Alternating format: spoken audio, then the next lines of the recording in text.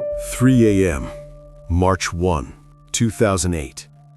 A call comes in to Wood County 911 in Texas. A woman reports a fire in a private home on the outskirts of Alba. Shouts are heard in the background, and sounds resembling gunshots. The address is County Road 2370, a private residential area. The nearest house is 200 meters away. The fire station is 15 kilometers away. The first unit arrives in 12 minutes. The house is engulfed in flames. Fire bursts from the windows, rising to the roof. The wooden structure burns quickly. Fire Commander Charles Peterson gives the command to enter. Firefighters burst in through the front door. Visibility is zero. They advance by touch. The first victim is found in the hall. A man, gunshot wound to the head. The second in the living room. A woman, gunshot to the chest. Peterson calls the police on the radio. This is no longer just a fire. 2 more are found in the bedroom. Teenagers. But the wounds are different. Hacked. Deep. Someone used a machete or an axe. 4 dead. 2 types of weapons, and signs of arson. The fire clearly started in several places simultaneously. Suddenly, one of the firefighters hears a moan. A man crawls out of the far room through the smoke. He's conscious but wounded. Burns, a head injury. They carry him outside. Medics begin assistance. The man gives a name, Erin Caffey. It's his house. He is the pastor of the local Miracle Faith Baptist Church. Investigator Alvin Wilson arrives on the scene around 4 in the morning. The fire is contained, but the house is destroyed. He approaches the ambulance where Terry is being given oxygen. Wilson discovers there should have been 6 people in the house. Terry, his wife Penny, 2 sons, Matthew and Tyler, 2 daughters, Erin and little Penny. 4 dead, 1 survivor, Terry. Simple arithmetic. 1 person is missing. "Where's Erin?" the detective asks. Terry doesn't know. The last thing he remembers is gunshots, screams, a blow to the head. When he woke up, the house was already on fire. Wilson announces a search. Erin Caffey, 16 years old, a student at the local school. Search teams fan out around the house. Before Terry is taken to the hospital, the investigator asks one last question. Who did this? Terry says he didn't see. Someone broke in during the night. He woke up to gunshots, tried to help his family, but was hit on the head. Then, a blank. The version is logical. Armed assault, multiple weapons, arson to destroy evidence, possible abduction of Erin. For rural Texas, this is not uncommon. Houses are far apart. Neighbors don't hear gunshots. The police take a long time to arrive. Criminals know this. Wilson initiates a standard investigation. Crime scene examination, forensic examination, interviews, checking for possible family debts or conflicts. At dawn, forensic experts continue their work in the burned house. At 7:30 in the morning, information comes in. Erin Caffey has been found. Alive. Sitting in a car in the parking lot of an abandoned gas station 15 miles from home. A patrol officer is the first to arrive at the scene, an old Ford Taurus. Erin is in the front seat, undamaged, no signs of struggle. Clothes are clean, no burns or injuries. Wilson arrives 20 minutes later, approaches the car. Erin looks straight ahead, not crying, not screaming, just sitting. The detective introduces himself, asks how she's feeling. Erin answers briefly, "Fine, not injured."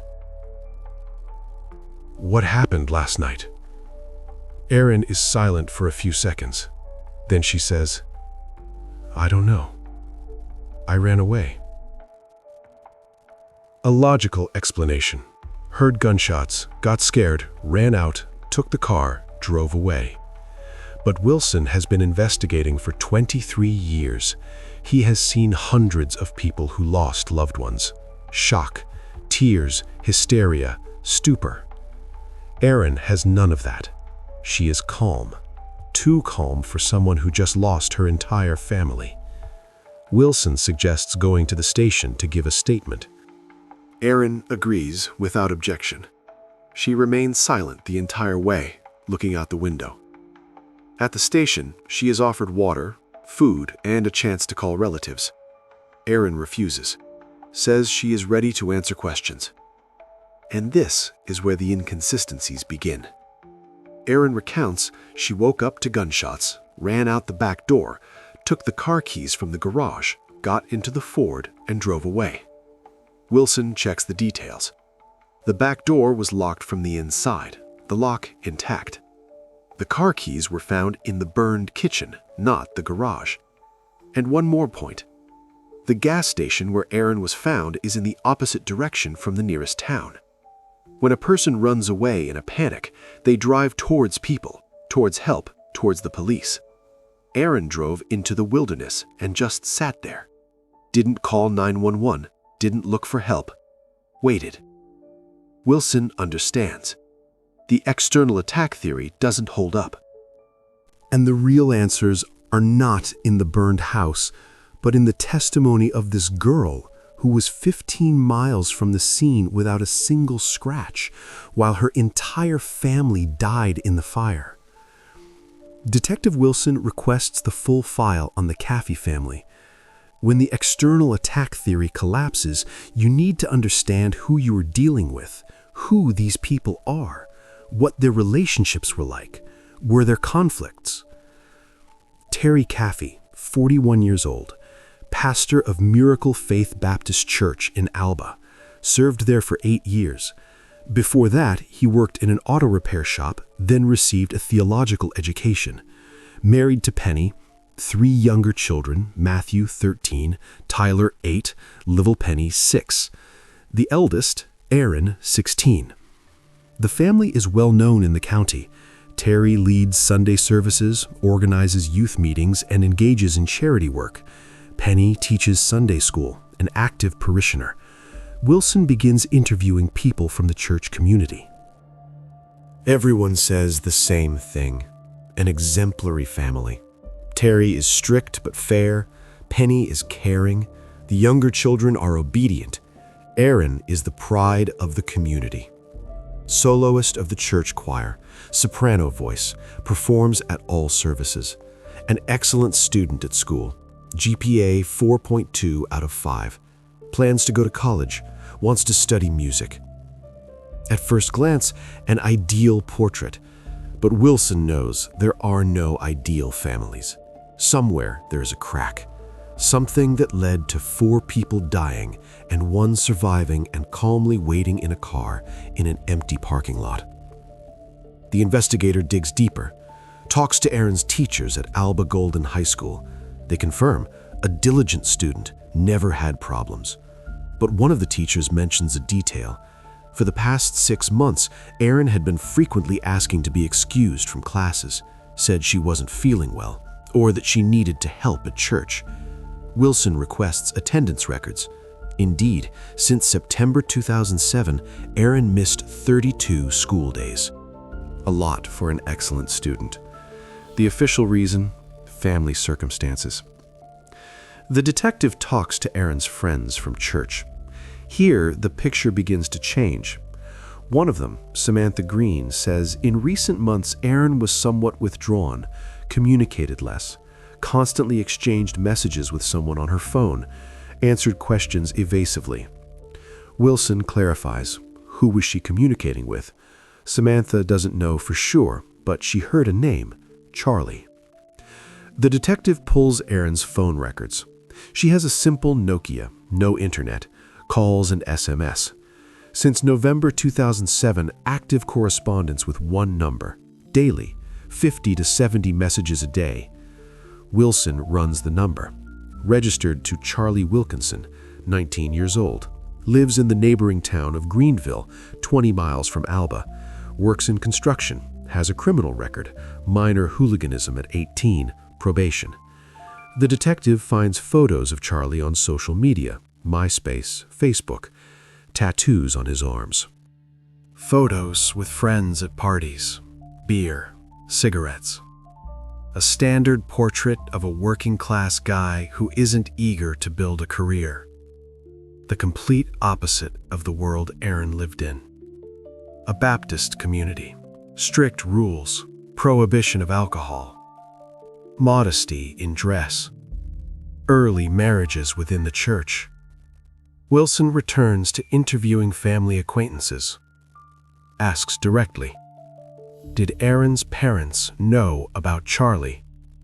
One of the parishioners, David Marshall, confirms. They knew, and they were strongly against it. In the fall of 2007, Terry found out that Erin was seeing someone outside the church. He had a serious conversation. Forbade communication. Took her phone for a week.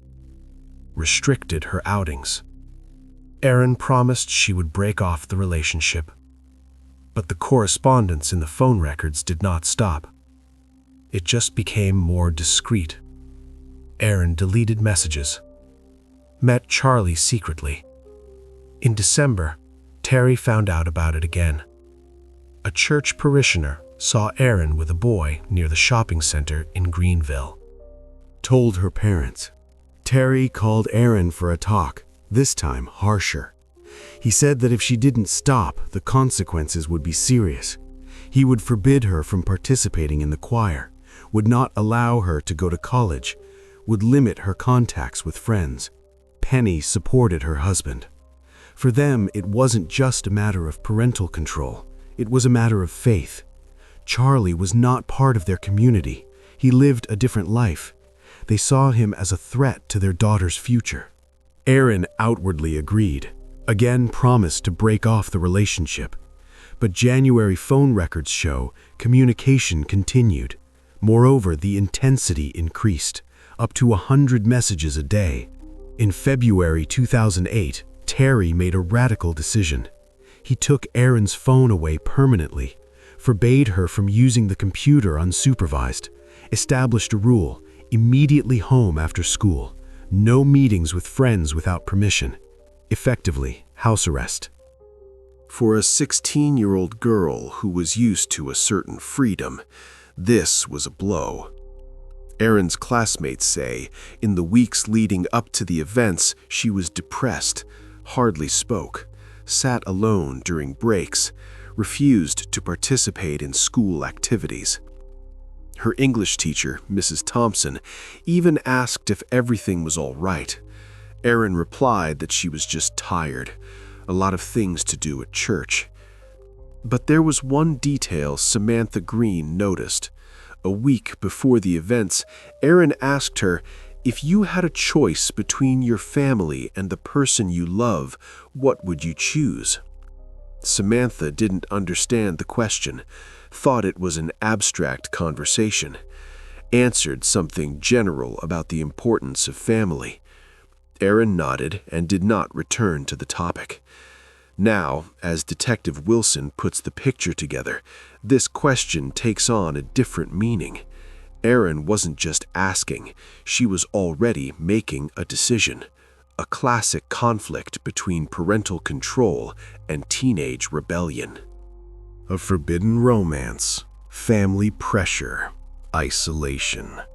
For most, this ends with running away from home, an emotional break with parents, perhaps years of silence, and then reconciliation. But in Erin Caffey's case, it ended with 4 dead, a burned house, and a girl sitting in a car in an empty parking lot, waiting for it all to end. Detective Wilson concludes Erin's first interrogation at the station. Her story about escaping through the back door does not match the physical evidence. For now, she is being processed as a witness. They offer her a chance to call relatives. She refuses. Wilson checks the phone records. The last call from Erin's number, the evening of February 29, 10:47 p.m. Incoming from Charlie Wilkinson's number, a 3-minute conversation. The investigator requests an arrest warrant for Charlie, standard procedure under such circumstances. Patrol officers go to the address in Greenville. The house is empty. Neighbors saw him on the evening of the 29th, then he left in a pickup truck. Where to, no one knows. Wilson announces a search. A lookout is issued to all patrol officers. On the morning of March 2nd, information comes in. Charlie Wilkinson has been found, and Erin Caffey is with him. Location, a trailer 100 kilometers from Alba. Belongs to Matthew Wilkinson, Charlie's older brother. Matthew works as a long-haul truck driver, uses the trailer between trips. Patrol officers surround the location. Charlie and Erin exit without resistance. Wilson arrives 40 minutes later. The first thing that catches his eye is Erin's condition. Pajamas, pink t-shirt, plaid pants, barefoot. Hair disheveled, face pale. She's trembling. Charlie is next to her in jeans and a black t-shirt, calm, hands in his pockets. They are separated into different cars. Wilson starts with Erin. According to her, on the morning of March 1st, as she sat in the Ford in the parking lot of the abandoned gas station, another car pulled up to her. 2 masked men got out, pulled out weapons, ordered her to get out. She complied. They put her in their car, blindfolded her, drove for several hours, held her in some room all day, didn't give her food. In the evening, they untied her eyes. She was in a trailer. The men left. Charlie remained. Erin claims that Charlie was also kidnapped, that he was forced to participate, that he is a victim. Wilson listens, writes it down, asks clarifying questions. What did the men look like? Erin doesn't remember. Masks. What did they say? Something about money, that her father owes them. Wilson clarifies her father is a pastor of a church in a town of 500 people. Where would the debts come from? Erin doesn't know. The investigator asks to see signs of detention. Erin extends her hands. Wrists are clean. No abrasions, bruises, rope marks. Her feet are also undamaged. Soles are dirty, but no cuts. Her clothes are the same pajamas she wore on the night of February 29, more than 2 days without changing clothes, without shoes, without belongings. Wilson moves to Charlie. Separate room, new interrogation. The story is similar. On the evening of the 29th, 2 strangers came to him, dragged him outside, put him in a car, took him to his brother's trailer, ordered him to wait. Several hours later, they brought Erin, said if she tried to escape, they would kill her. Charlie says he only learned about the events on the morning of March 1st from the news. He was in shock. Wilson checks for signs of violence. Hands are clean, face without scratches, clothes are the same. Question about the phone. Why didn't he call? Charlie answers, they took it. A check shows the phone was indeed turned off since the evening of the 29th, but the last signal was recorded by a tower in the Alba area. Not Greenville, 3 kilometers from the Caffey home. Wilson returns to Erin. How did Charlie end up in Alba if he lives 20 miles away? Erin doesn't know. Maybe those men brought him. The investigator changes tactics, shows photos. Back door, lock intact, locked from the inside. Car keys in the burned kitchen, not in the garage. Erin is silent. Wilson states directly, the story doesn't match the facts. No forced entry through the door. Keys are not where they should be. Charlie's phone near the house at the time of the events. No signs of violence. Erin cries, for the first time, quietly, without sobbing. Wilson waits, then asks, what really happened? Erin wipes away tears, looks at him. "I want a lawyer." The interrogation stops. Erin and Charlie are moved from victim status to suspect status, held in custody. Wilson leaves the interrogation room. There is no direct evidence, but there is a chain of inconsistencies. The story about masked people, a lie. The true version of events lies somewhere between the testimony of a frightened girl in pajamas and cell tower data placing her boyfriend 3 kilometers from the burning house at the very moment her family was dying. While Erin and Charlie are in custody, Detective Wilson returns to the crime scene, the house on County Road 2370. The fire has been extinguished, but the work of forensic experts is just beginning. Every piece of evidence here is more important than any testimony. The examination begins with the entry points, standard protocol. If attackers entered from outside, there should be traces, broken locks, smashed windows, damaged doors. Chief forensic expert Robert Jenkins examines the front door. The lock is intact, no scratches from lockpicking tools, no signs of forced entry. The door was opened with a key from the inside. The back door, the one through which Erin allegedly escaped, Jenkins notes the lock is engaged, and it's locked from the inside, the bolt drawn. Physically impossible to open from the outside. To exit through this door and lock it that way, one would have to be inside the house. Ground floor windows, all intact, none broken, frames undamaged, latches in place. Jenkins draws a diagram. The conclusion is unambiguous. There was no forced entry. Whoever was in the house that night was let in, or they had a key. The next stage, analysis of the remains. County Medical Examiner James Harris arrives on scene at 10 a.m. on March 2. The 4 deceased are still in place. They cannot be moved until their positions are fully documented. Harris starts in the hall. The first victim, Matthew Caffey, 13 years old, lying face down, gunshot wound to the back of the head, medium caliber entry wound, presumably 9 millimeters or 40. Living room, Penny Caffey, 38 years old, gunshot to the upper chest. The nature of the wound indicates a shot from close range, traces of powder burns around the entry wound. Bedroom, Tyler Caffey, 8 years old, and little Penny, 6. Here the picture is different. Multiple hacked wounds, deep, a heavy blade. Harris makes preliminary measurements. The depth of the wounds is 10 to 15 centimeters. The width of the cut indicates a long, sharp weapon, not a knife, something more massive. He notes the number. Each has more than 10 wounds. These are not single blows. This is methodical, repeated action.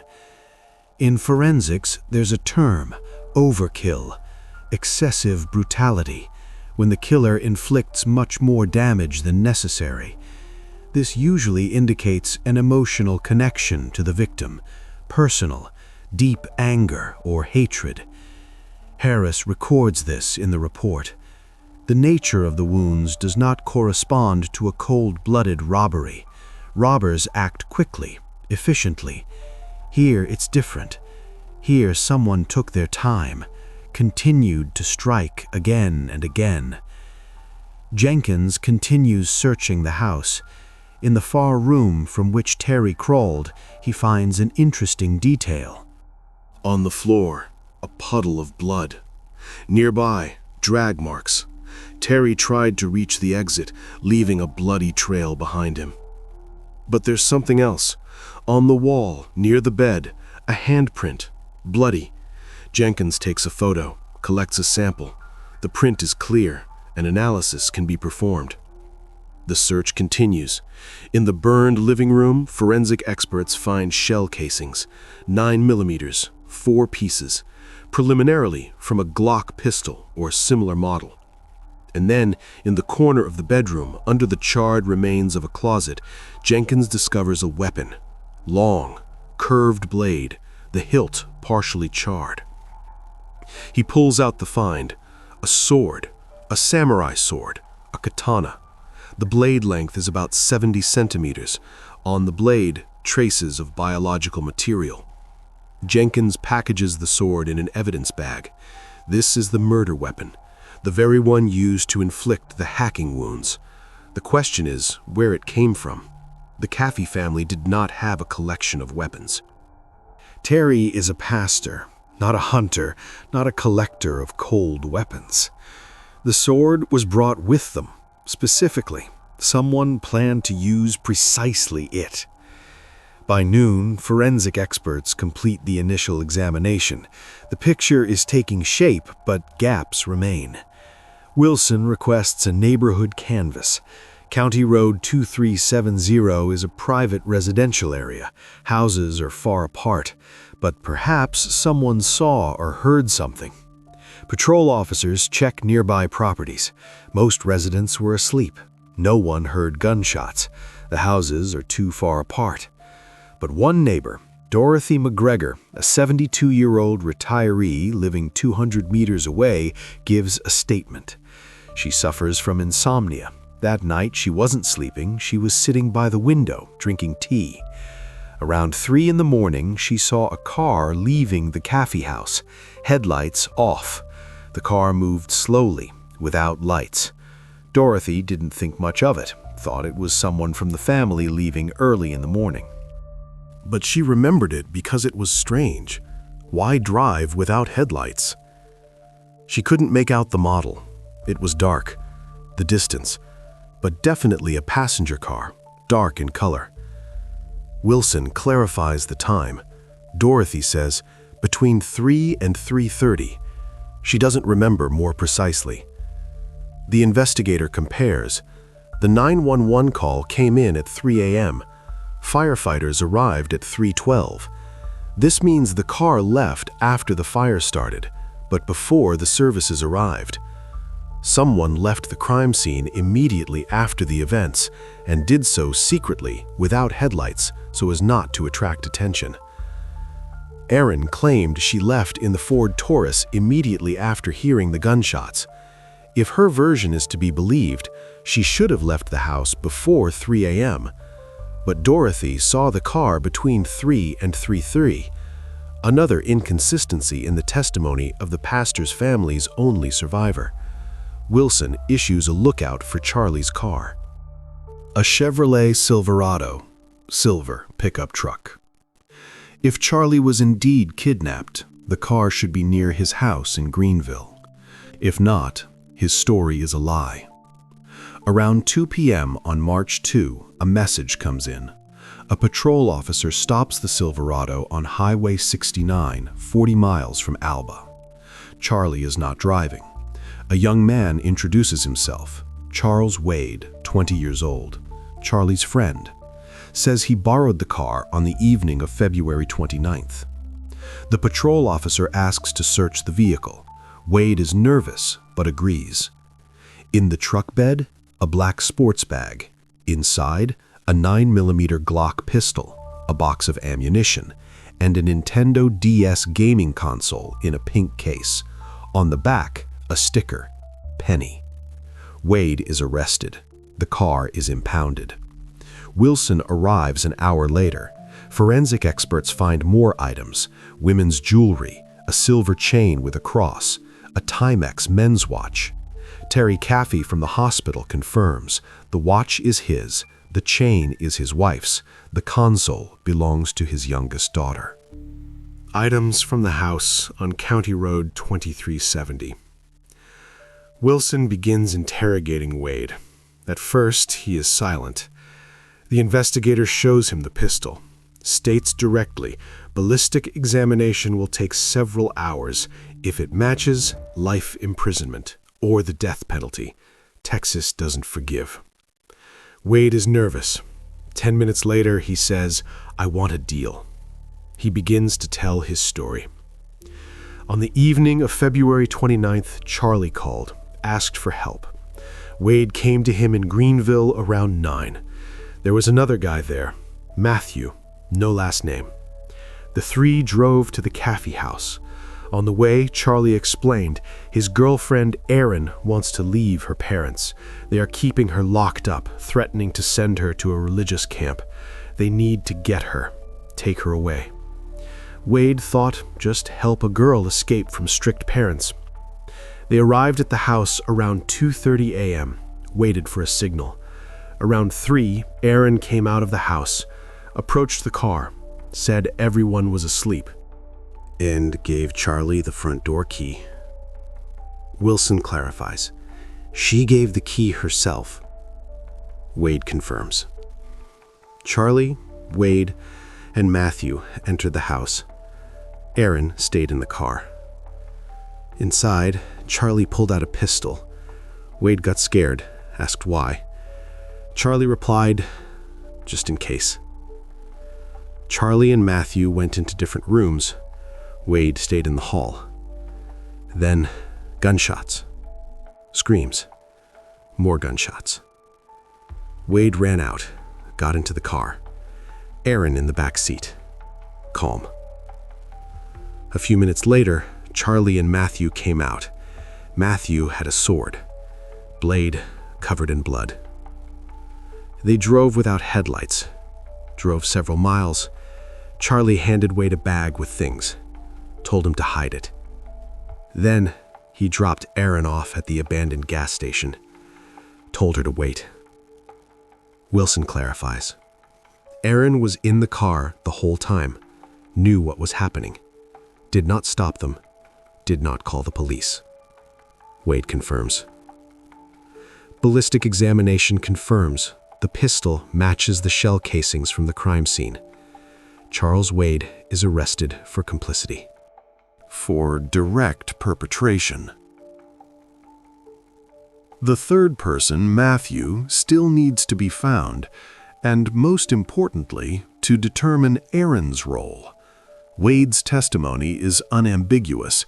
She knew, she gave the key, she waited in the car while her family died. Her status changes from victim to main suspect in organizing what happened at the pastor's house on the night of March 1st, 2008. Detective Wilson drives to the hospital. Erin Caffey is still in intensive care. 2nd and 3rd degree burns, concussion, smoke inhalation injuries. Doctors give permission for a short conversation. Condition stable, but serious.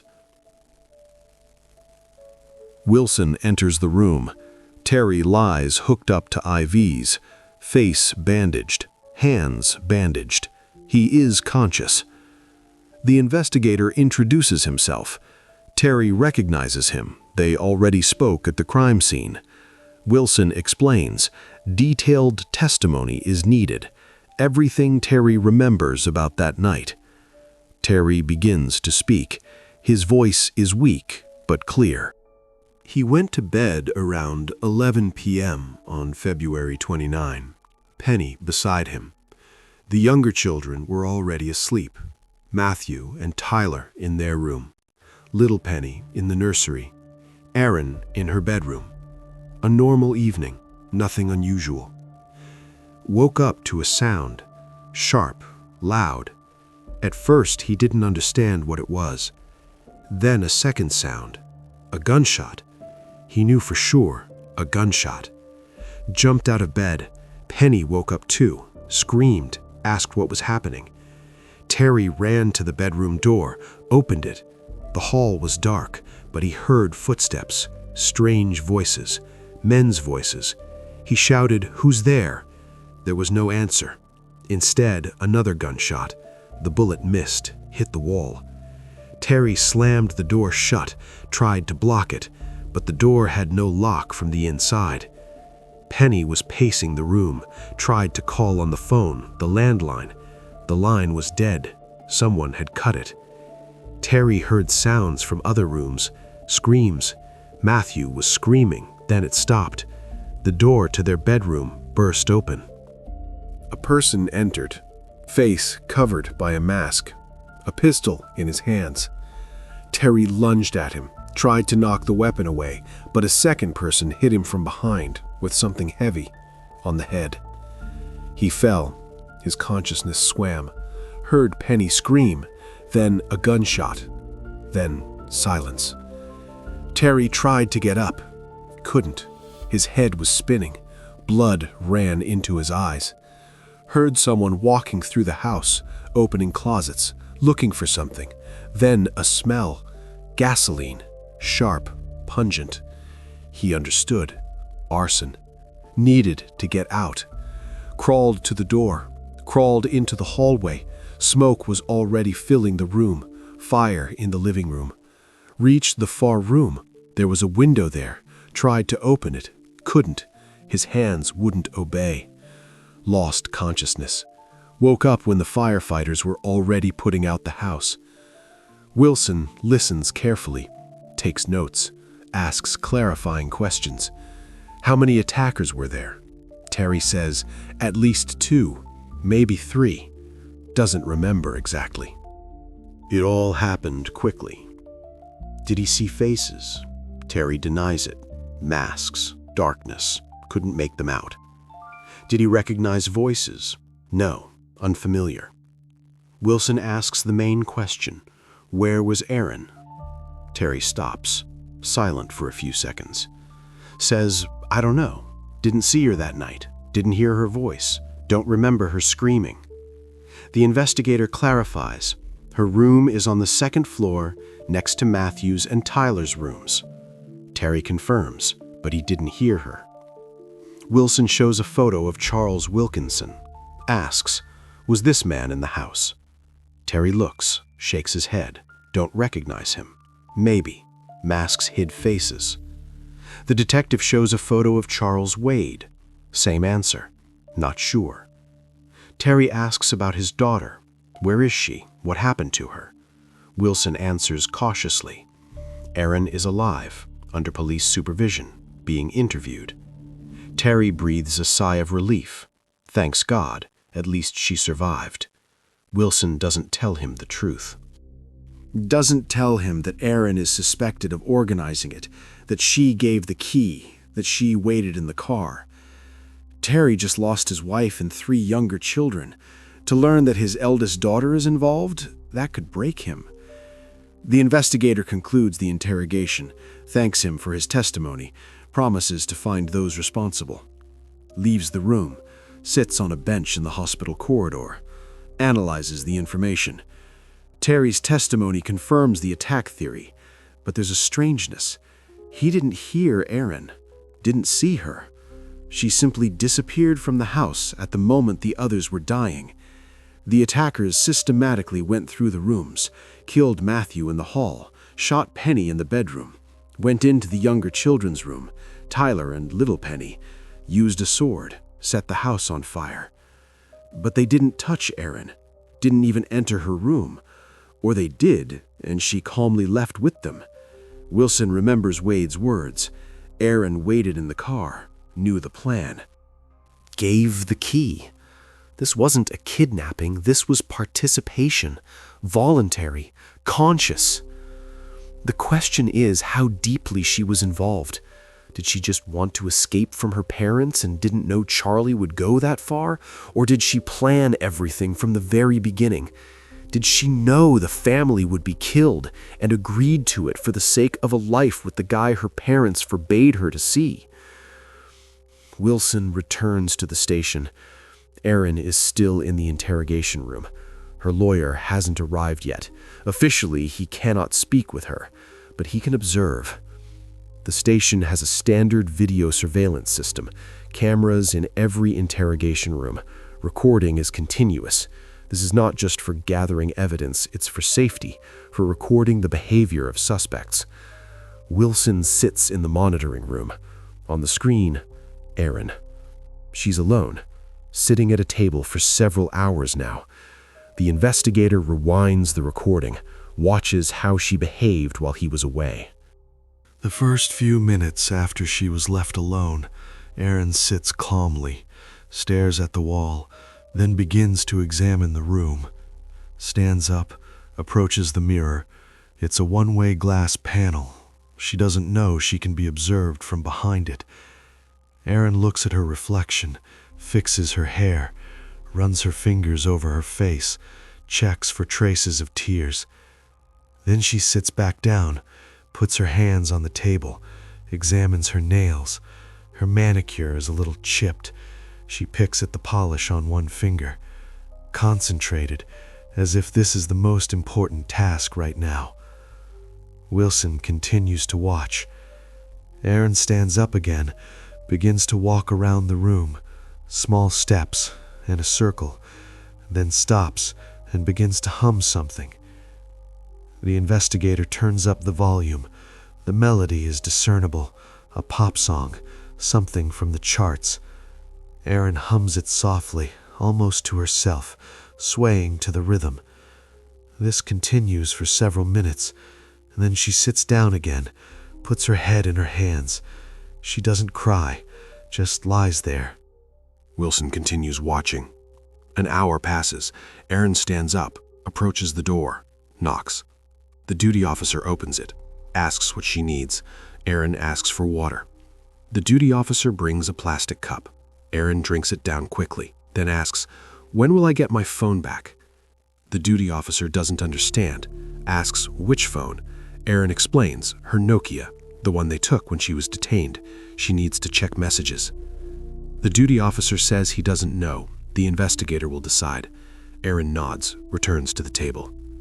Wilson stops the recording, rewinds, watches the episode again. Erin asks about her phone, not about her family, not about her father who was in the hospital, not about her younger brothers and sister, not about her mother, about her phone. The investigator continues watching. Another hour later, another officer enters the room, brings a sandwich and juice, standard fare for detainees, puts it on the table. Erin looks at the food, takes the sandwich, unwraps it. Takes a bite. Chews normally, calmly. Finishes the juice. Thanks the officer. The officer asks how she's feeling. Does she need medical assistance? Erin shakes her head, says she's fine, just tired. The officer leaves. Erin finishes the sandwich, wipes her hands on a napkin, starts examining her nails again. Wilson turns off the recording, calls the department psychologist. Dr. Susan Miller has worked with the police for 15 years, specializes in profiling suspects. Wilson shows her the recording. Miller watches carefully, silently, then gives her assessment. Erin's behavior does not correspond to a normal reaction to trauma. A person who has just lost their family exhibits certain signs: shock, denial, anger, tears, apathy. Erin has none of that. She is calm, checks her manicure, hums songs, asks about her phone, eats a sandwich with appetite. Miller explains, such behavior can indicate two options. First, deep shock, so severe that the psyche shuts down emotions. The person functions on autopilot. The second option, a lack of emotional connection to what happened. When a person does not experience loss because they do not perceive it as loss, or because they knew in advance, was prepared, possibly planned it. Wilson clarifies which option is more likely. Miller looks at the recording again, points to the moment when Erin asks about her phone. A person in deep shock would not be interested in mundane things. Phone, manicure, food, these are signs of normal functioning. Erin is not traumatized by what happened enough to lose touch with reality. She simply isn't grieving. The second option is more likely. Erin knew and was psychologically prepared. Perhaps she distanced herself from her family in advance, convinced herself that it was necessary, that there was no other way out. Wilson thanks the psychologist. Miller leaves. The investigator remains alone in the monitoring room, looks at the screen. Erin is again sitting motionless. Hands on the table, face calm, almost serene. as if she's just waiting for a bus, not under suspicion of involvement in events that took the lives of her mother, 2 brothers, and sister less than 2 days ago. The next stage, separate interrogations. Charlie Wilkinson and Charles Wade in different rooms, each with his own lawyer. Standard investigative tactic. Separate suspects, compare testimonies, find contradictions. Wilson starts with Charlie, 19 years old, works in construction. Until this moment, only 1 conviction for petty hooliganism. Now, charges of 4 murders and arson. Charlie's lawyer advises him to remain silent, but Charlie says he wants to testify. The lawyer warns of the danger. Charlie insists. Wilson turns on the voice recorder, begins standard questions. Charlie answers monotonously. Yes, he was in the house that night. Yes, he had a pistol. Yes, he shot. The investigator clarifies. Whom did he shoot? Charlie names names. Penny Caffey, Matthew Caffey. Wilson asks the next question. Why? Charlie is silent for a few seconds, then says, "They were in the way." In the way of what? Being with Erin. Her parents forbade them from seeing each other, threatened to send her to a religious camp, to separate them forever. Wilson clarifies, "And you decided to kill her family?" Charlie nods. "Yes." "Whose idea was it?" Charlie answers, "Mine. I planned everything. I organized it. Erin didn't know." The investigator stops him, repeats, "Erin didn't know?" Charlie confirms, "She thought we were just taking her from home. I didn't tell her the truth." Wilson shows the record of Wade's testimony. It says, "Erin gave the key, waited in the car, knew the plan." Charlie shakes his head. Wade is lying. He's scared, wants a deal, will say anything. The lawyer interrupts, tells Charlie to be silent, but Charlie continues. He insists the guilt is only his. Erin is a victim. She should be released. Wilson concludes the interrogation. Charlie takes full responsibility, protects Erin to the end. The investigator moves to another room. Wade is there. 20 years old. No criminal record. Got into this story, he says, by accident. Wade's lawyer is set on a deal. Explains his client is ready to fully cooperate, tell everything he knows, in exchange for a reduced charge. Wilson contacts the prosecutor. They discuss the terms. The prosecutor agrees to consider a deal if the information is truly valuable. Wade begins to speak, this time in detail, with specifics. He met Charlie a year ago, worked at the same construction site, sometimes drank together, nothing serious. In February, Charlie started talking about a girl, Erin. Said they were meeting secretly, that her parents were against it, that she was unhappy. Wade didn't pay attention. Teenage drama happens. But at the end of February, Charlie called, said he needed help, urgent. Wade agreed. When he arrived, Charlie explained the plan, to take Erin from home. Her parents wouldn't let her go voluntarily. They needed to scare them, show them they were serious. Wade asked how to scare them. Charlie replied, "A weapon. Just show it, not use it." Wade hesitated, but Charlie insisted, talked about love, that he couldn't live without Erin, that it was the only way to be together. Wade agreed, thought they would just show the pistol. The parents would get scared, and they would take Erin. But when they got to the house, Charlie said, "The plan has changed. Erin wants more. She wants freedom, complete freedom." Wilson interrupts, clarifies. What does complete freedom mean? Wade looks at him, states directly, so her parents couldn't find her, ever. The investigator asks him to continue. Wade continues his story. Erin came out of the house, approached the car, handed the key to Charlie, and said, Do what you need to. I'll wait here." Charlie asked, "Are you sure?" Erin nodded, said it was the only way out, that they wouldn't let her go anyway. That it was better this way than to live in a cage her whole life. Wade says he was in shock, didn't understand what was being talked about, but when they entered the house, Charlie pulled out a pistol, and this third guy, Matthew, pulled out a sword. Wilson clarifies, who is Matthew? Wade explains, Charlie's friend, also worked in construction, doesn't know his last name, only saw him a couple of times. The investigator takes notes, requests a lookout for the unknown Matthew, continues the interrogation. Wade talks about what happened in the house. Gunshots, screams. He went outside, couldn't watch. When Charlie and Matthew returned to the car, Erin asked, "Is it all done?" Charlie nodded. Erin exhaled, said, "Finally free." Wilson stops the recording, looks at Wade, asks directly, whose idea was it originally? Wade doesn't hesitate, answers, Erin's. Charlie said she suggested it herself a month ago, said there was no other way, that her parents would never let her go. That the only way to be together was to get rid of them. The investigator clarifies, did she say exactly that? Get rid of them?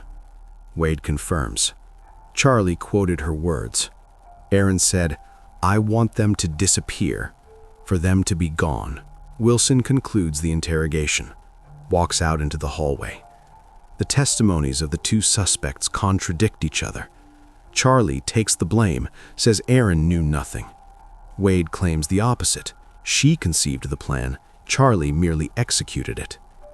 It remains to find the third participant, Matthew with the sword, and conduct the final interrogation of Erin herself, who can no longer hide behind the abduction story because two witnesses from the car that night have already revealed who was actually waiting outside while the lives of Pastor Erin Caffey and his family ended inside the burning house.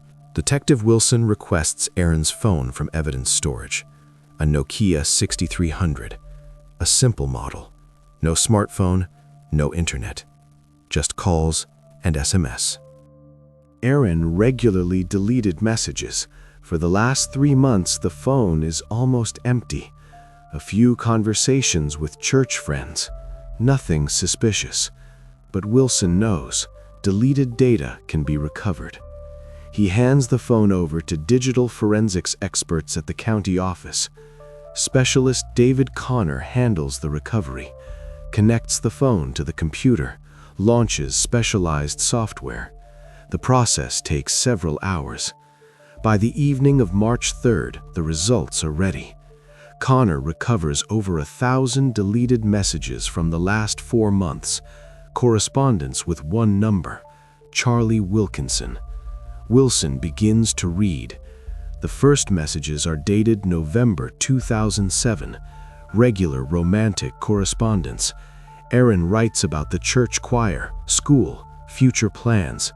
Charlie responds with short phrases, misses her, wants to see her more often. In December, the tone changes. Erin writes, "Parents found out about us, forbade us from meeting, took my phone for a week." What are we going to do? I don't know. They're serious. Say they'll send me to a camp for troubled teens. A religious one.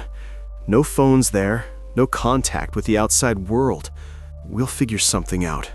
Several weeks pass. Correspondence becomes less frequent. Erin writes in snatches when her parents aren't looking. In January, a new theme emerges. Erin, I can't live like this anymore. They control my every step. It's a prison. Charlie, let's leave here, start a new life. Erin, how? I have no money, no documents. Father keeps everything locked up. Charlie, I'll figure something out. Wilson reads on. In late January, the correspondence becomes more concrete. Erin, they will never let me go voluntarily. You understand? Never. Charlie, then we need to act differently. Erin, how? Not on the phone. Let's meet, talk. Several days of silence, then a new message, February 3rd. Erin, Were you serious about that plan? Charlie: Yes. If you agree, I need to think. Think, but time is short. Your father mentioned the camp in March.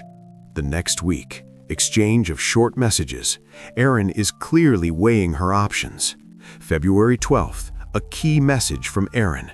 I agree, but it all has to look like a robbery so they don't suspect me. Understood. I'll find people.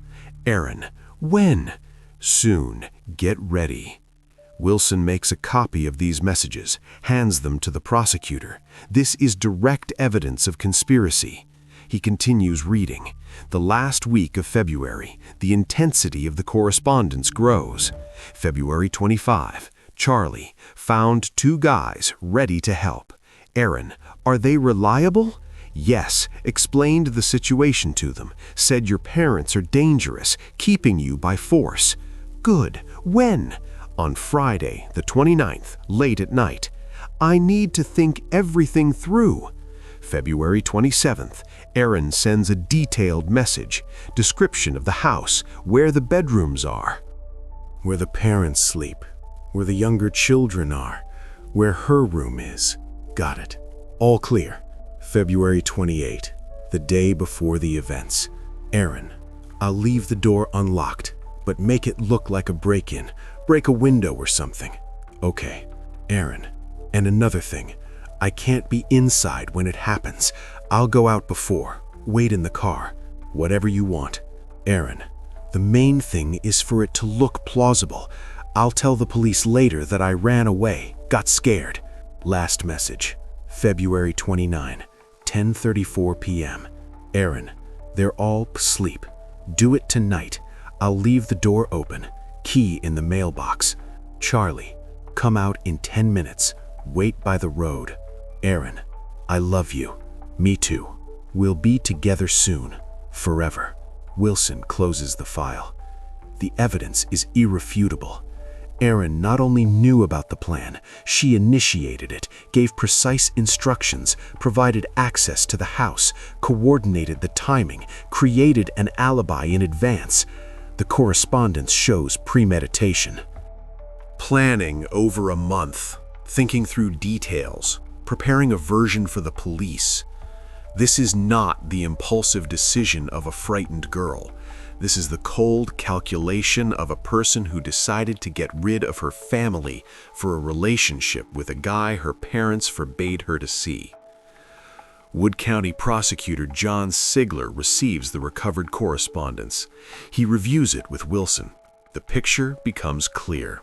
Erin is not a victim. She is the organizer. Sigler prepares the indictment. 4 counts. Complicity in first-degree murder. In Texas, this means either life imprisonment or the death penalty. But the next day, Erin's lawyer enters the game. Catherine Burns, an experienced defense attorney from Dallas, specializes in high-profile cases with juvenile suspects. Burns holds a press conference, announces the official defense position. Erin Caffey is a victim of psychological manipulation by an adult male. Charlie Wilkinson is planning over a month, thinking through details, preparing a version for the police. This is not the impulsive decision of a frightened girl. This is the cold calculation of a person who decided to get rid of her family for a relationship with a guy her parents forbade her to see. Wood County Prosecutor John Sigler receives the recovered correspondence. He reviews it with Wilson. The picture becomes clear. Erin is not a victim. She is the organizer. Sigler prepares the indictment. 4 counts. Complicity in first-degree murder. In Texas, this means either life imprisonment or the death penalty. But the next day, Erin's lawyer enters the game. Catherine Burns, an experienced defense attorney from Dallas, specializes in high-profile cases with juvenile suspects. Burns holds a press conference, announces the official defense position. Erin Caffey is a victim of psychological manipulation by an adult male. Charlie Wilkinson is 19 years old. Erin is 16. The age difference is critical for the formation of dependent relationships. Burns refers to research. Teenagers with strict religious upbringing are especially vulnerable to manipulation. Erin grew up in an isolated environment, a Baptist community, strict parental control, prohibition of communication outside the church. Charlie became the first person from outside for her, the first one who gave her a sense of freedom, a classic example of emotional dependence. The lawyer continues, argues the phone correspondence does not prove Erin's initiative. On the contrary, it shows gradual psychological pressure from Charlie. He manipulated her fears, talked about a camp for troubled teenagers, created a sense of hopelessness, instilled that her parents were enemies, that the only way out was radical action. Burns introduces a term, coercion through emotional dependence. Erin could not resist. She was afraid of losing the only person who she thought loved her. The lawyer cites examples from the correspondence. Phrases where Charlie pushes Erin to a decision. Time is short. Your father leaves no choice. This is the only way. The defense builds its case. Erin acted under psychological pressure, did not understand the consequences, thought Charlie would just scare her parents, did not know about the real plan. Sigler immediately issues a rebuttal, points to Erin's specific messages. I agree, it all has to look like a robbery. I'll leave the door open. These are not the words of a manipulation victim. This is active participation in planning. But Burns doesn't give up, introduces a new version, Stockholm Syndrome. Erin was so emotionally dependent on Charlie that she was willing to do anything not to lose him. The lawyer states, Charlie threatened her, said that if Erin didn't help, he would leave her alone. For a 16-year-old girl in religious isolation, this was equivalent to the end of the world.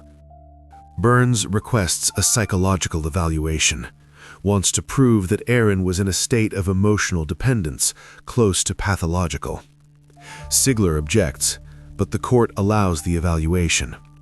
2 independent psychologists are appointed. A week passes.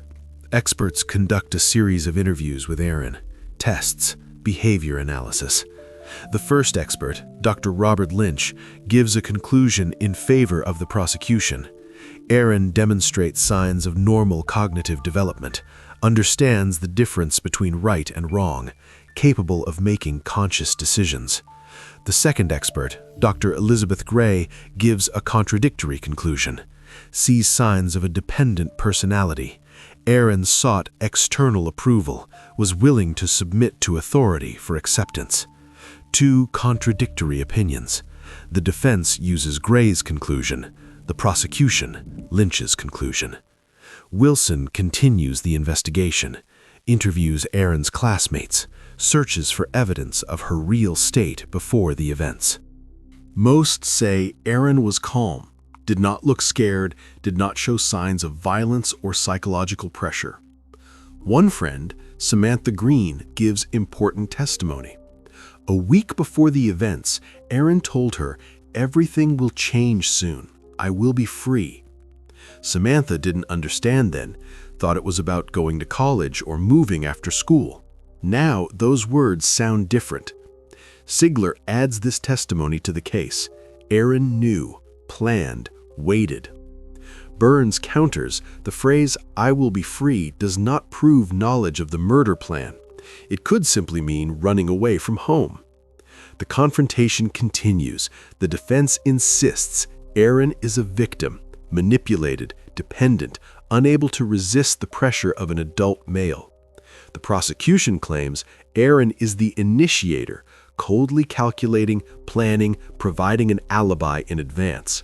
The prosecutor's task now is not just to prove Erin's involvement.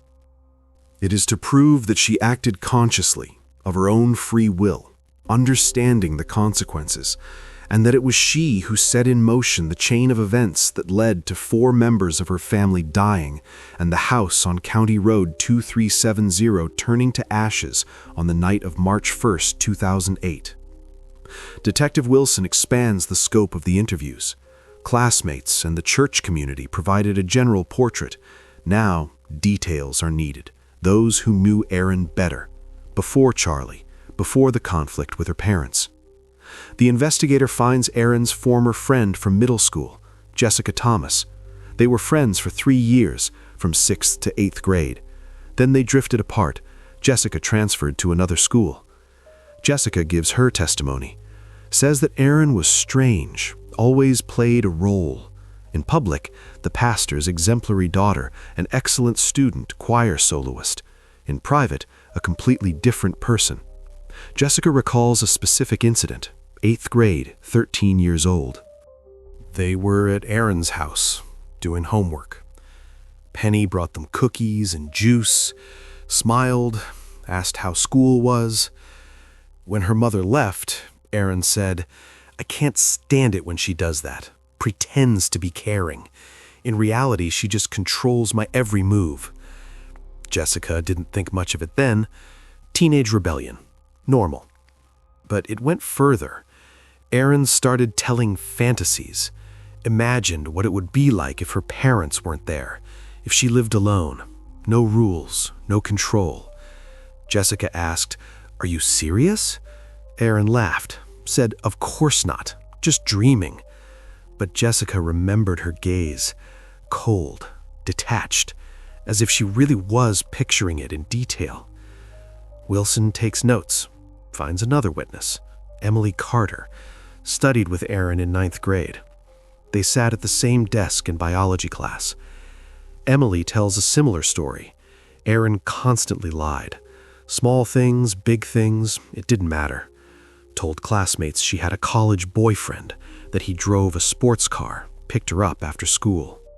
Emily saw Erin get into her mother's old minivan several times. There was no boyfriend.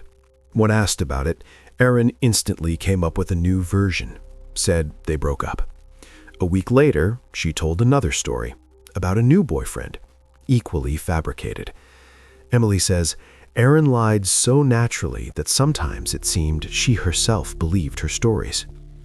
The investigator digs deeper, finds school psychologist records. In 10th grade, teachers referred Erin for a consultation. Reason, conflict with a classmate. The psychologist, Mrs. Jennifer Holmes, recalls the incident. Erin accused another student of stealing her phone, made a scene, cried, demanded to check the accused's backpack. They checked. The phone wasn't there. It turned out Erin herself had hidden it in her locker. When it was discovered, she didn't apologize, just said she made a mistake. Holmes conducted several sessions with Erin. Noted in the records, demonstrates signs of manipulative behavior. Uses emotions to achieve goals. Lack of empathy for the consequences of her actions. Recommended further observation, but the parents refused. Terry said there were no problems. Erin was just going through adolescence. Church and family would help. Wilson finds another important source, Erin's diary, seized from her room during the search. The entries are dated 2006-2007. Erin is 15 years old, before meeting Charlie. Most of it is typical teenage thoughts, school, friends, choir. But there are individual entries that stand out. October 2006. I hate them. They think they control my life, but one day I will be free, and they will regret it. December 2006. Mother made a scene again about clothes. Said my skirt was too short. I wish she would just disappear. March 2007. Father read my messages, took my phone, said I talked to boys too much. Sometimes I imagine what it would be like if they both were gone. Silence, peace. These entries are from a year before she met Charlie. The defense argues that he manipulated Erin, but the diary shows thoughts of freedom from her parents appeared long before him. Wilson hands the diary to the prosecutor. Sigler reads it, understands its value. This is evidence of predisposition. Erin was not an innocent victim whom Charlie led astray. She was already on this path. Charlie merely provided the tool for realization. The investigator requests another psychological evaluation. This time, the focus is not on emotional dependence, but on personality traits. Dr. Richard Stone, a specialist in adolescent psychopathology, studies the case materials. The diary, witness statements, school psychologist records, video from the interrogation room. Conclusion: Erin exhibits signs of a narcissistic personality structure with antisocial traits, manipulative ability, pathological lying, lack of remorse, superficial emotions. Beneath the mask of religiosity and exemplary behavior lay a person incapable of deep empathy, ready to use others to achieve their own goals and rationalize any action as necessary for their freedom. March 5, 2008. Detective Wilson prepares for Erin's final interrogation. He has recovered correspondence, Wade's testimony, Charlie's testimony, a diary, and classmates' statements. Enough for an indictment. But her confession is needed, or at least to document her lies so clearly that the jury cannot ignore them. Erin sits in the interrogation room. Her lawyer, Catherine Burns, is beside her. They had prepared for this moment. The defense strategy is set. Manipulation, emotional dependence, ignorance of the real plan. Wilson enters. He places a folder with materials on the table. He doesn't open it immediately. He looks at Erin. He starts softly, asks how she feels. Erin replies, "Fine, tired." The investigator gets to the point. He says, "We need to clarify a few points in your testimony." Erin nods. Wilson asks, "You claimed you were kidnapped by masked men. Is that true?" Erin confirms, "Yes." The detective opens the folder. He pulls out Charles Wade's testimony report, reads aloud, "Erin came out of the house herself, handed the key to Charlie, said do what needs to be done, got into the car, waited." Erin is silent. Burns intervenes. She says, "This is the testimony of someone who wants a deal, an unreliable source." Wilson takes out a second document, recovered correspondence, reads a message from February 29th. "Do this today. I'll leave the door open." Erin looks at the table, does not respond. The investigator continues, asks, "Did you write this?" Erin shakes her head, says, "Charlie forced me to write it. He threatened me." Wilson clarifies, "Threatened with what?" Erin replies, "He said he would leave me, that he would tell my parents about our meetings, that I would be punished." The detective writes it down, asks, "And you feared punishment more than losing your family?" Erin doesn't answer. Wilson changes tactics, says calmly, "Erin, your father is alive." A pause. Erin looks up, looks at the investigator. Her expression doesn't change. No joy, no relief. Just, "Really?" Wilson observes, "This is not the reaction of someone who learned of a miracle. This is the reaction of someone who received unexpected information, unpleasant information." The investigator confirms, "Yes, Terry Caffey survived. Severe burns, but stable, recovering in the hospital." Erin presses her lips together, asks, "Does he know I'm here?" Wilson replies, "Yes, he wants to see you." Erin shakes her head, quickly, "I don't want to." Lawyer Burns intervenes, explains, "My client is in shock, not ready for a meeting. She needs time." But Wilson saw the reaction. There was no shock. There was calculation. Erin understood. Her father is alive, which means he can tell his version. Refute her story. The detective continues. He says, "Your father is giving testimony. He told us what he remembers about that night. Do you want to know what he said?" Erin does not reply. Wilson explains, "Terry didn't hear your voice that night, didn't see you among the attackers, didn't see you among the injured. You just disappeared." Erin starts speaking quickly, changes her story on the fly. She says, "I was hiding in the closet in my room. I heard gunshots. I got scared, climbed into the closet, sat there the whole time, then crawled out and ran away." Wilson writes it down. Asks, "Which closet?" Erin describes, "The built-in closet in the bedroom, to the right of the bed." The investigator clarifies details. "How long did you hide?" Erin says, "I don't know exactly. Maybe an hour, maybe more." "What did you hear from there?" "Gunshots, screams, then the smell of smoke." "When did you come out? When everything quieted down?" Wilson carefully writes down every word. Then takes out photographs. Erin's room after the fire. The closet completely burned, empty inside, no traces of human presence. If Erin had been sitting there during the fire, she would not have survived. The temperature in the closet was critical. The investigator shows the photo. Asks, "Were you sitting here?" Erin looks, is silent. Wilson continues, says, "Forensic experts examined the closet. No hair, fabric, or traces of presence. You weren't there." Erin changes her story again. Says, "Maybe not in the closet, maybe under the bed. I don't remember exactly. I was in shock." The detective notes this.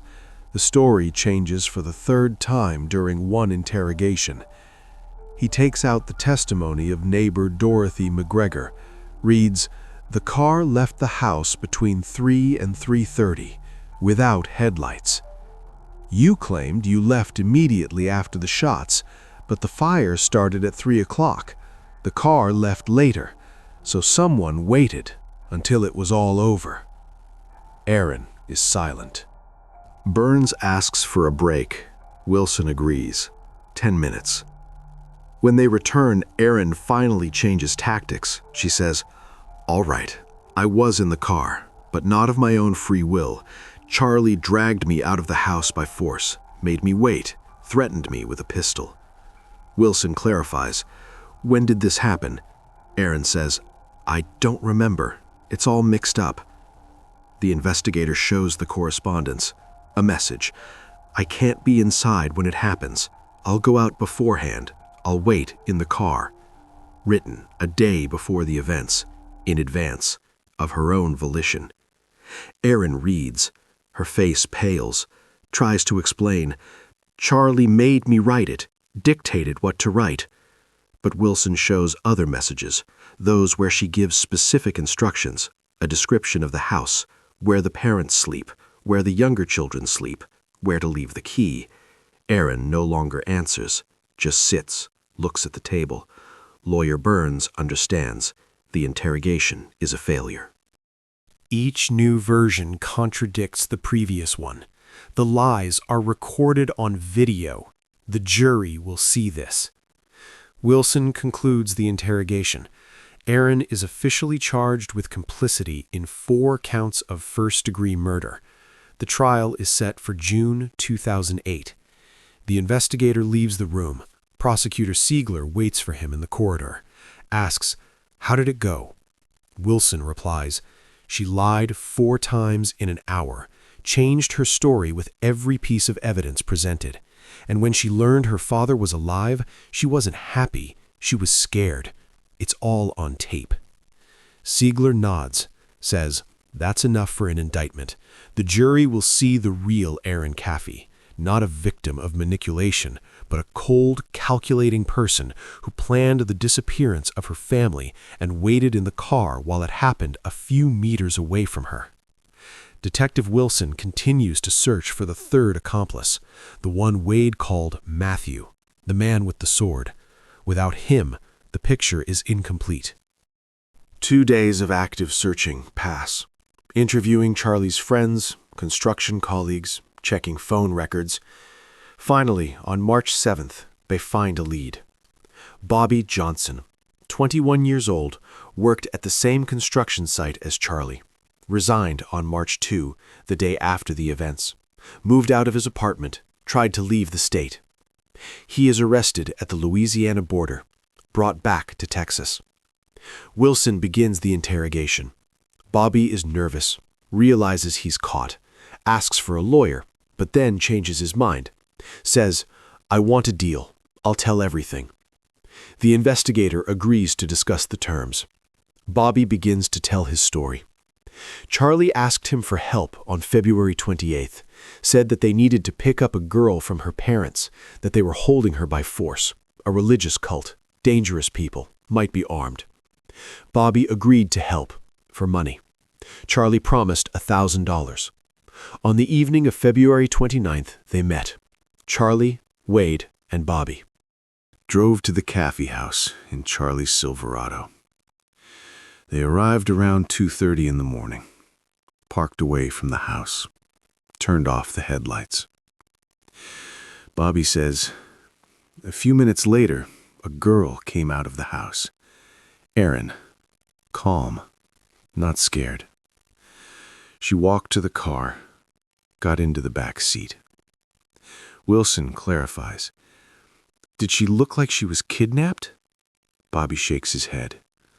No, like she was going to a meeting. Bobby continues. Erin handed Charlie the key, said, the door is open. Everyone's asleep. Go ahead. Charlie, Wade, and Bobby got out of the car. Erin stayed inside. Wilson asks, did she ask for help? Try to run away? Bobby replies, no. She turned on the radio, found a music station, leaned back in her seat. Bobby describes further. They entered the house. Charlie pulled out a pistol. Bobby was confused, didn't understand why there was a weapon. Then the gunshots started. Bobby got scared, ran back to the car. Wilson clarifies, how long were you inside? Bobby says, 5 minutes at most. I heard the first shot and left immediately. The investigator asks, what was Erin doing when you returned? Bobby replies, she was sitting calmly, listening to music. Asked why I came out so quickly. Bobby told her there was shooting. Erin nodded, replied, I know. More time passed. Bobby sat behind the wheel, was nervous, wanted to leave, but Erin said, wait, Charlie will be back soon. Wilson writes down every word, asks, how long did you wait? Bobby thinks, says, a long time, maybe an hour, maybe more. All this time, Erin sat in the back, switched radio stations, checked her phone, looked out the window. She didn't cry, didn't scream, didn't try to run away or call the police.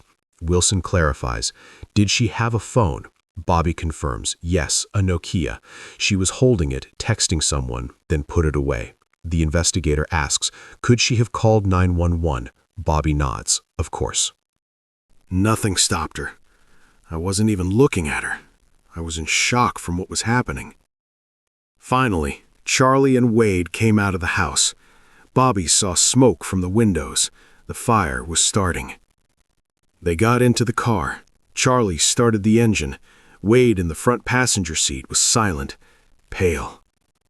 Charlie turned to Erin, said, it's done. And here, Bobby remembers a detail that changes everything. Erin looked at Charlie, asked quietly, are you sure they're all dead? Bobby froze, didn't expect such a question. Charlie replied, yes, I'm sure. Erin exhaled, leaned back in her seat, said, good, let's go then. Wilson stops the recording, asks Bobby to repeat Erin's exact words.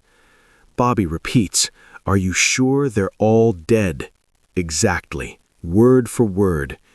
He remembered because it sounded cold, without emotion, as if she was asking if he had closed the car door.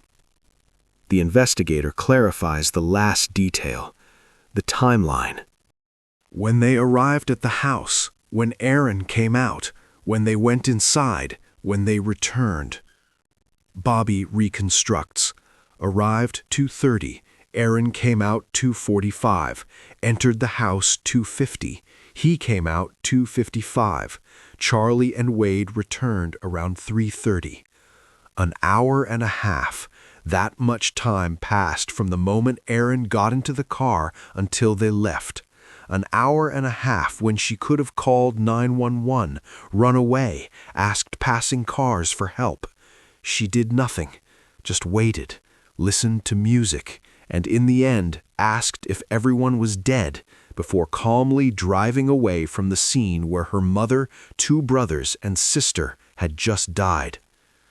Prosecutor Siegler decides to conduct a confrontation, Charlie and Erin in the same room, recorded, in the presence of lawyers from both sides. March 10, 2008, Wood County Sheriff's Office. They are seated opposite each other, a table between them. Charlie looks at Erin, she looks away. Siegler begins, reads out each person's testimony. The contradictions are obvious. Charlie says the plan was his. Erin claims she was forced.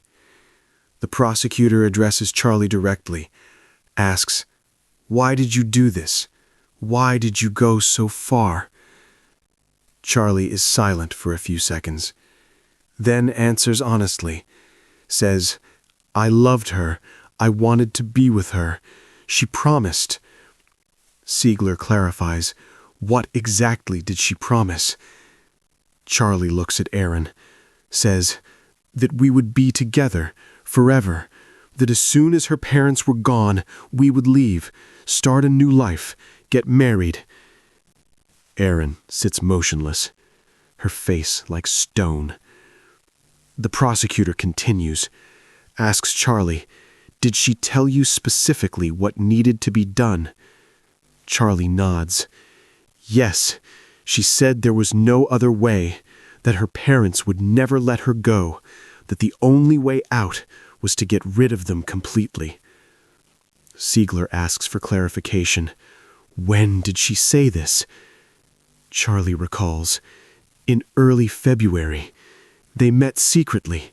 Erin was crying, said her father was planning to send her to a camp, that she would be isolated from the outside world there, that they would never see each other." Then she stopped crying, looked at him, said, "There's a way. We can be together, but you have to decide." Charlie asked, "Decide what?" Erin replied, "You know." The prosecutor turns to Erin, asks, "Is this true? Did you propose the plan?" Erin shakes her head, says, "No, he's lying. He's trying to shift the blame onto me." Lawyer Burns supports her, says, "My client denies these accusations. Charlie is manipulating the facts." Siegler takes out the correspondence, reads a message from Erin from February 12th. "I agree, but it has to look like a robbery." Shows it to Charlie, asks, "Did you receive this?" Charlie confirms, "Yes." The prosecutor asks, "What did you understand from this message?" Charlie replies that she agreed to the plan, that it needed to be done so she wouldn't appear involved. Erin interjects, says, "He made me write that. He dictated the words." Siegler shows other messages, those where Erin gives a detailed description of the house, room layout, family sleep schedule, where to leave the key. Asks, "Did he dictate this too?" Erin doesn't answer.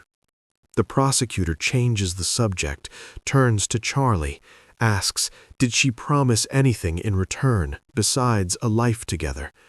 Charlie is embarrassed, doesn't want to answer.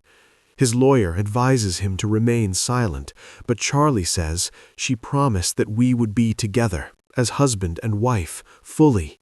Siegler clarifies, you mean physical intimacy? Charlie nods, quietly. Yes. Erin lived in a strict religious family. Sex before marriage was taboo, but she used it as a promise, as motivation for Charlie. The prosecutor asks directly, did she say that if you did this, she would be with you? Charlie confirms, yes, exactly. The confrontation ends. The versions don't align. Charlie takes responsibility, but claims Erin was the initiator. Erin denies everything, speaking of manipulation and coercion. On March 12th, prosecutor Siegler officially brings charges. Erin Caffey is accused of complicity in aggravated murder, 4 counts. Under Texas law, this means the possibility of the death penalty for adults, but Erin is 16, a minor. The maximum is life imprisonment without parole. Charlie Wilkinson is directly charged with first-degree murder. Charles Wade, complicity. Prosecutor offers Bobby Johnson a deal, testimony against the others in exchange for a reduced sentence. The case is sent to court. A date is set, June 2008.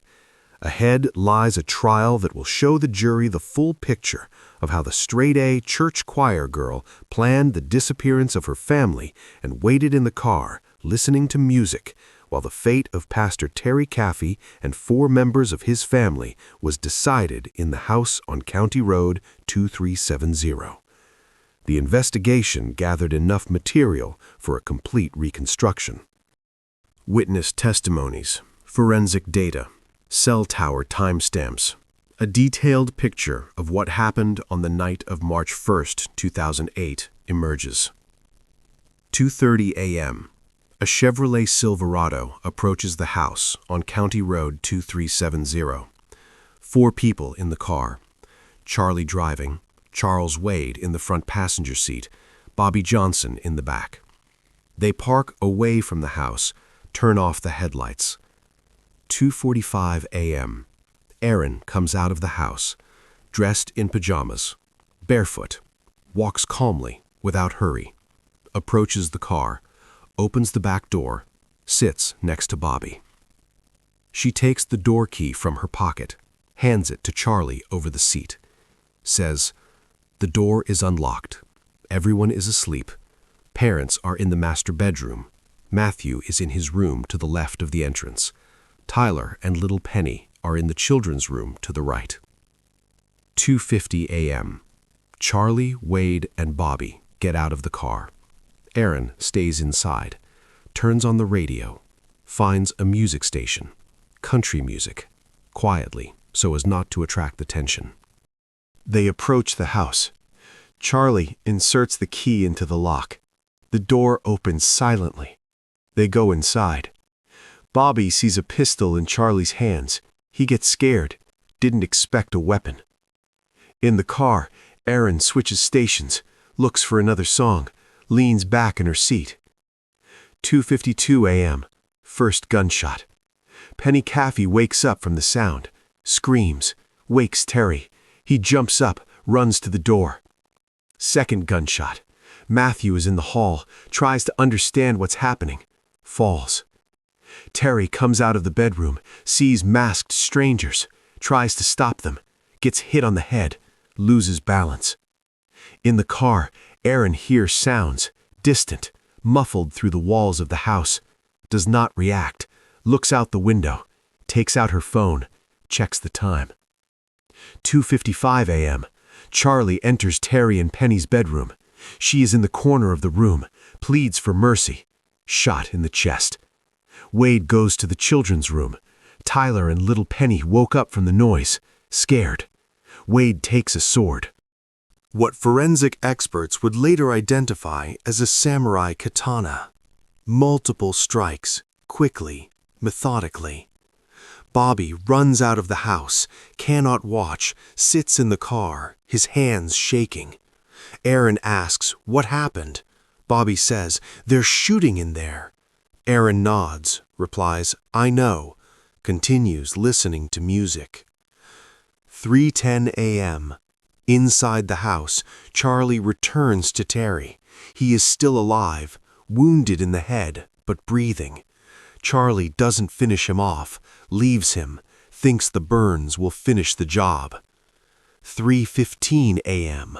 Smell of gasoline. Wade pours it over the rooms, living room, hallway, bedrooms, methodically.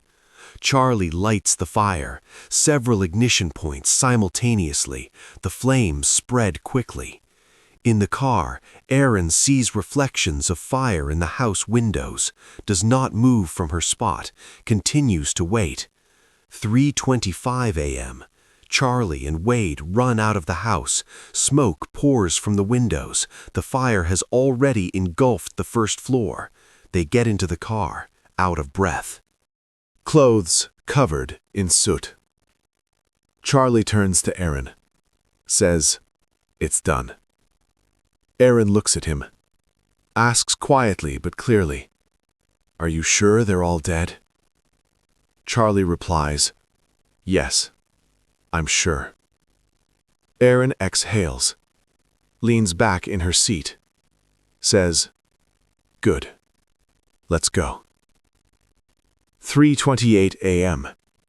Charlie starts the engine, does not turn on the headlights, slowly drives away from the house. 200 meters away, neighbor Dorothy McGregor sees the car from her window. Dark. No lights. Moving cautiously. 3:30 a.m. A 911 call. Someone reports a fire and gunshots. The car is already several miles from the scene.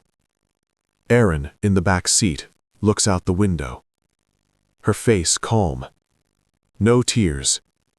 No panic. Inside the burning house, Erin Caffey, the sole survivor, tries to crawl to the window through smoke and flames. His wife, Penny, sons Matthew and Tyler, youngest daughter Penny, no longer breathe. And a few kilometers from this nightmare, their eldest daughter and sister sits in a car next to the people she brought there, giving them the key, the house plan, and the exact time everyone would be asleep. June 2008, Wood County District Court, Texas. The courtroom is packed. Press, residents of Alba, members of the Miracle Faith Church community, all came to witness the trial of the straight-A student who planned the disappearance of her family. Judge Michael Miller presides over the session. The jury, 12 people from the county, ordinary people who will decide Erin Caffey's fate. Prosecutor Siegler methodically builds the case, presents correspondence, Wade's and Bobby's testimonies, a psychological evaluation, video from the interrogation room. Each piece of evidence adds a detail to the overall picture. Defense lawyer Burns tries to mitigate, speaks of her client's age, 16 years old, a minor, strict religious upbringing, isolation from the world. Emotional dependence on Charlie. But the evidence speaks louder. The jurors see the messages, read the phrases. "I agree. It has to look like a robbery. Are you sure they're all dead?" The trial lasts 2 weeks. Witness testimonies, expert analyses, reconstruction of events. Every day the courtroom is full. Everyone wants to understand how this could have happened. And then comes a moment no one expected.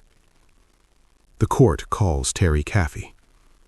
The pastor enters the courtroom. Scars from burns on his arms and face. Moves slowly, not yet fully recovered. He sits in the witness stand, swears to tell the truth.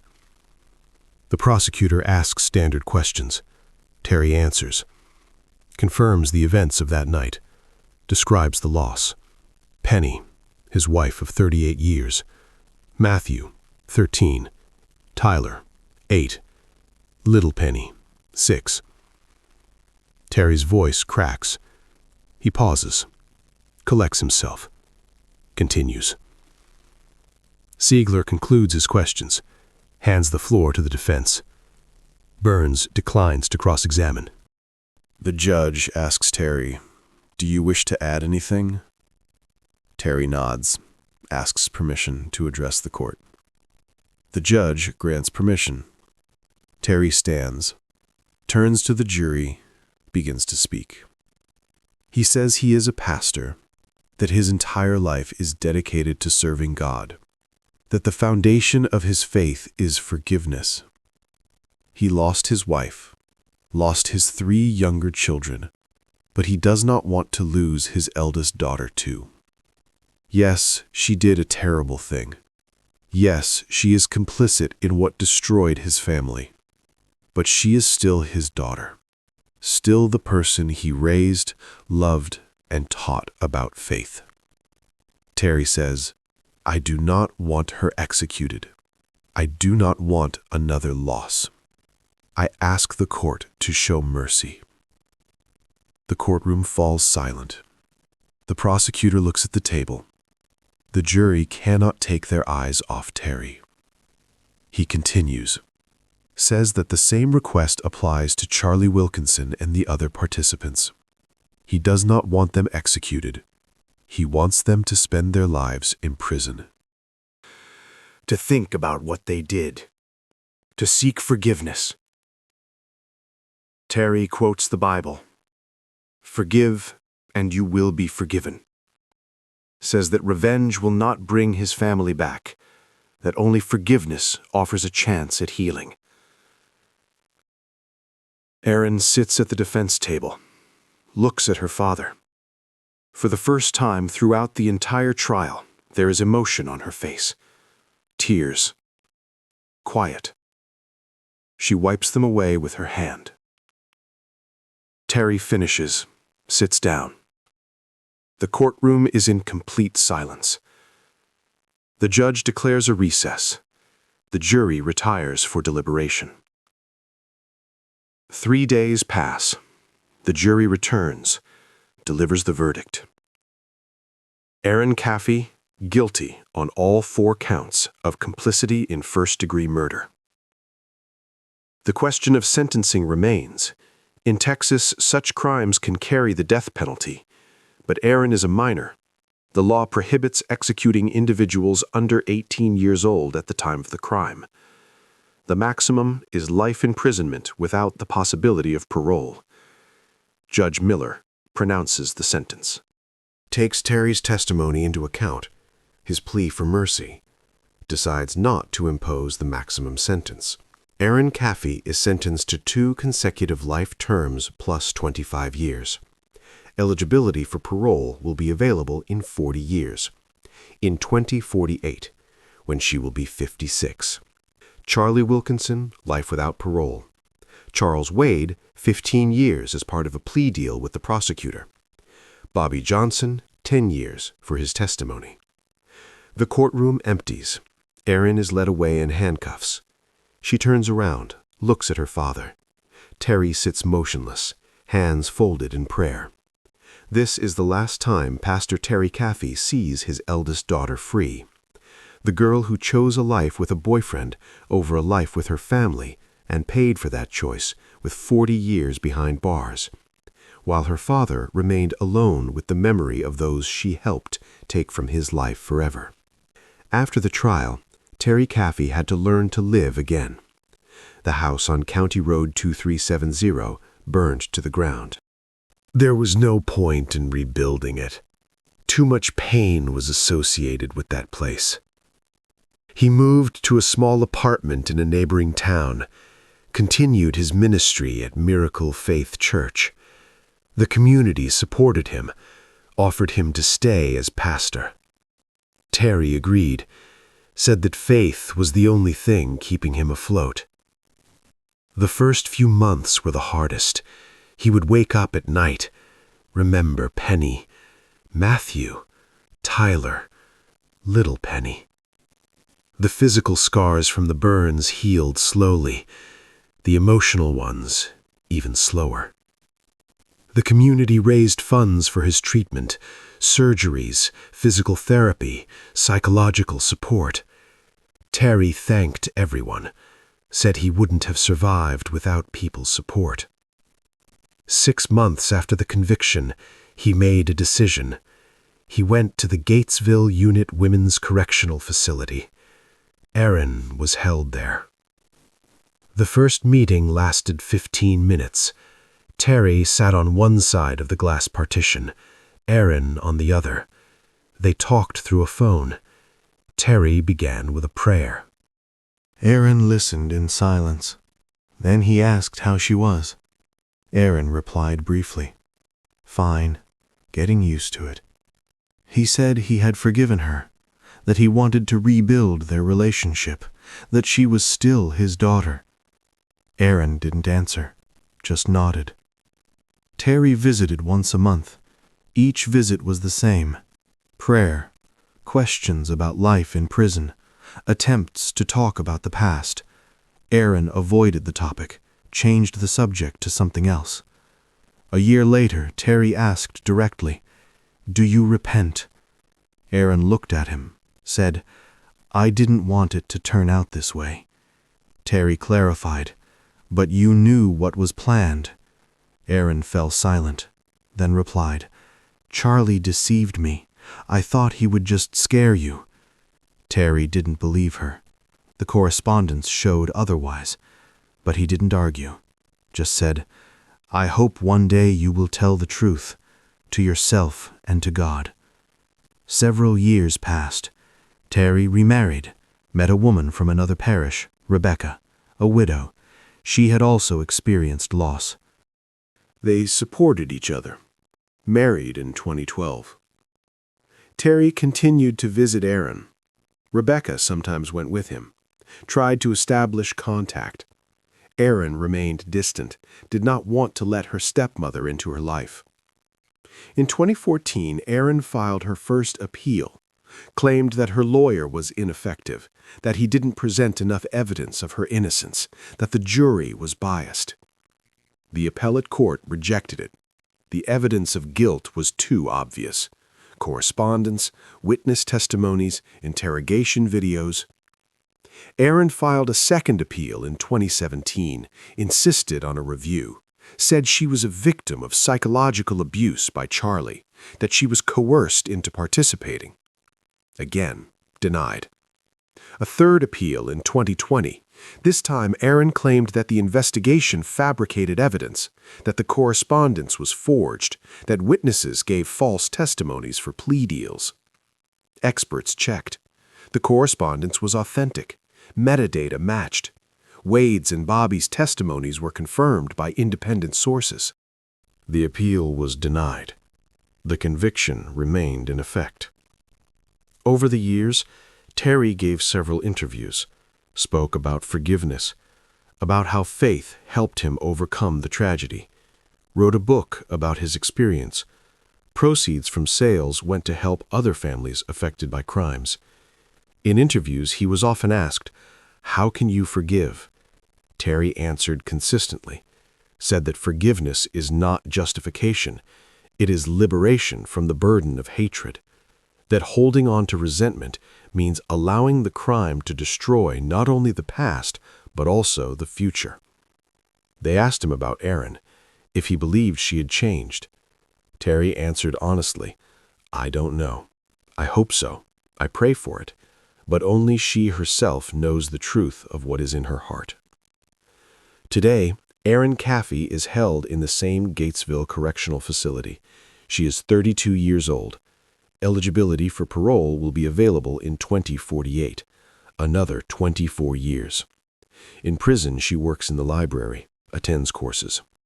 Writes letters to lawyers. Prepares new appeals. In rare interviews from prison, she continues to insist on her version, says she was a victim of manipulation, that she didn't know about the real plan, that Charlie deceived her. Charlie Wilkinson is serving a life sentence in a men's prison. He has never changed his testimony, continues to assert that the plan was Erin's, that she promised to be with him if he did it. Terry Caffey lives in Texas, continues his ministry, raises 2 adopted children with Rebecca, visits Erin several times a year. Each time, he hopes to hear the truth. But the truth, whatever it may be, will not bring back Penny, Matthew, Tyler, and little Penny, 4 people who died on the night of March 1st, 2008, in the house on County Road 2370, while their eldest daughter and sister waited in the car, listening to music, and the only question she asked afterward was, "Are they all dead?"